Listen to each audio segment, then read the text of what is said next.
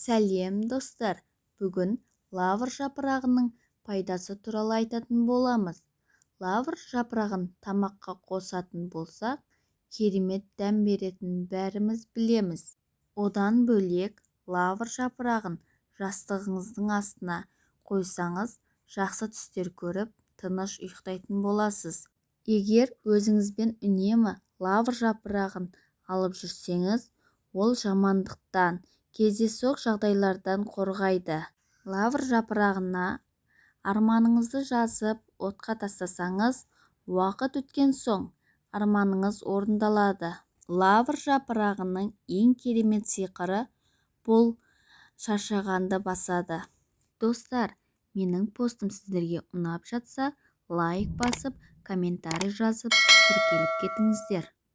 Лавр жапырағының бір талын алып, балаңыздың төсегінің астына қойып қойса, тіл көзден сақтайды екен. Егер ақша жағынан қиналып жатсаңыз, әмияныңызға салып қойсаңыз, ақша шақырады, ақшаны тартады екен.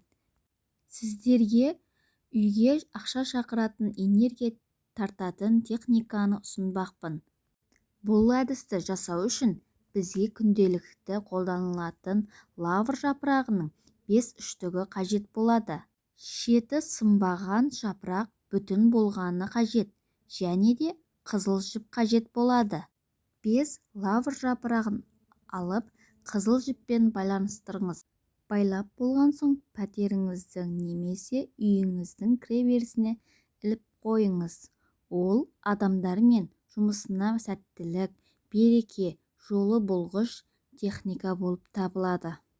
Және үйге береке кіргізіп, ақша шақырып тұрады. Және де көз тиюден сақтайды. Құрметті оқырмандар, сіздерге лавр жапырағының пайдалы кеңесі ұнаған болса, лайк басып, комментарий жазып, тіркеліп кетіңіздер. Ал сау болыңыздар.